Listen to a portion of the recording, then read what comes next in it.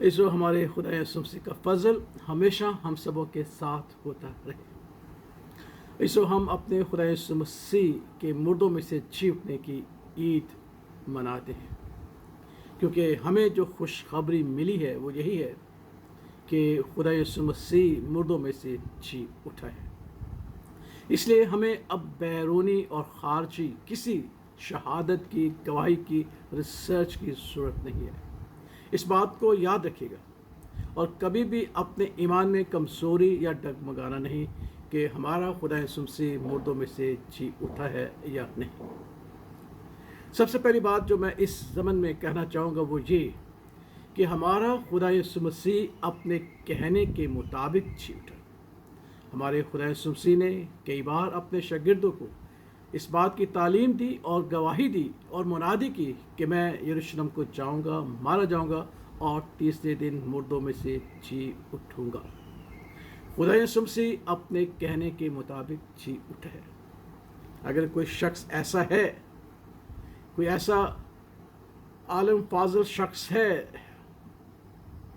جو مردوں میں سے اپنے کہنے کے مطابق جی اٹھا ہے اور پھر مسیح کے بارے میں کچھ کہے، تو بھی ہم اس کا یقین نہ کریں گے، کیونکہ کوئی ایسا ہے ہی نہیں جو اپنے کہنے کے مطابق مردوں میں سے جی اٹھے۔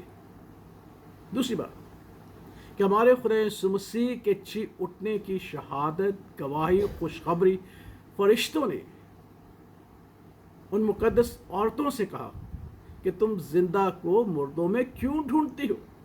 وہ اپنے کہنے کے مطابق جی اٹھا ہے۔ اور خداوند کا پاک کلام ہمیں سکھاتا ہے کہ یہ گواہی فرشتوں نے دی ہے جو حقیقی اور خداوند کی بارگاہوں میں رہنے والے ہیں۔ اگر کوئی نقلی فرشتہ یا ابلیسی فرشتہ، کیونکہ وہ بھی نورانی فرشتے کی شکل اختیار کر لیتا ہے، اگر ہمیں یہ آ کر آج کے دور میں یہ کہے کہ خدا یسوع مسیح نہیں جی اٹھا، تو وہ بھی ملعون ہے، اور جو اس کی تعلیم پر ماننے والا ہے وہ بھی ملعون ہے، کیونکہ خداوند کا پاک کلام ہمیں یہ سکھاتا ہے کہ اگر ہم میں سے یا آسمان کا فرشتہ بھی کوئی آ کر تمہیں کوئی دوسری خوشخبری دی ہے جو ہم نے دی ہے تو وہ ملعون ہے۔ اس لیے ہمیں کسی شہادت کی ضرورت نہیں، کیونکہ خداوند کے نورانی فرشتوں نے، مقدس فرشتوں نے جو اس کے حضور میں رہتے ہیں، انہوں نے ہمیں یہ خوشخبری دی کہ وہ اپنے کہنے کے مطابق جی اٹھا ہے، اس لیے اس کو مردوں میں نہ ڈھونڈو۔ تیسری بات، مقدس پالوس رسول جس نے اپنی زندگی کا یہ وتیرہ بنا رکھا تھا کہ وہ مسیح کو اور مسیحی لوگوں کو جس طرح ہو ستائے، انہیں مارے، انہیں شہید کرے، اور جب خدا یسوع مسیح اس پر ظاہر ہوا اور اس نے کہا خدا تو کون ہے؟ اس نے کہا کہ میں یسوع ہوں جسے تو ستاتا ہے، اب اٹھ، جو میں تجھے کہوں گا تجھے وہی کرنا ہے۔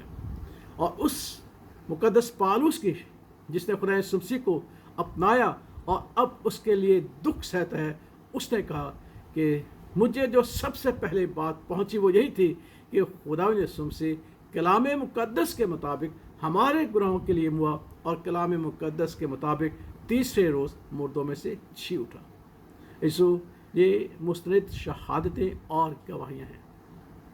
اگر کوئی کلام مقدس جسے ہم پڑھتے جو خداوند نے دیا، اس طرح کا کوئی کلام کا ثبوت ہمیں دے کہ کس طریقے خدا نے اپنے نبیوں کی معرفت کہا، تو پھر بھی ہم نہ مانیں گے، کیونکہ خدا کا کلام جو ازل سے ابد تک ہے، جس سے اس نے قائم کیا ہے، کوئی ایسا کلام لا ہی نہیں سکتا۔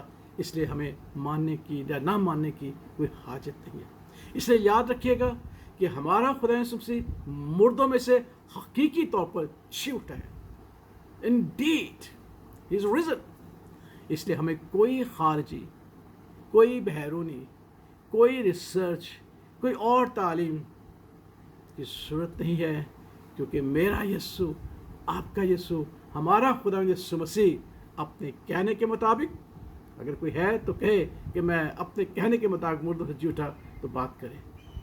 خدا یسوع مسیح فرشتوں کی گواہی کے مطابق جو نورانی اور خداوند کے حقیقی فرشتے ہیں، وہ بھی ایسی گواہی نہیں دیں گے جو ہمارے ایمان کو متنزل کرے۔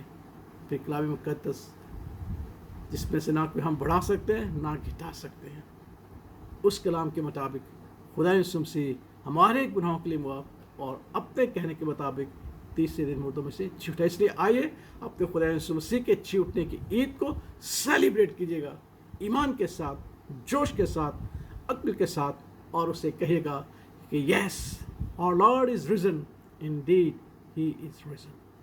खुदा आपको बरकत और सलामती बख्शे। मेरे और मेरे ख़ानदान की तरफ से आप सबों को, तमाम अजीज़ों को, बहन भाइयों को खुदावंद के जी उठने की ईद मुबारक हो। हैप्पी ईस्टर, ईद क़यामतुल मसीह मुबारक हो। आमीन।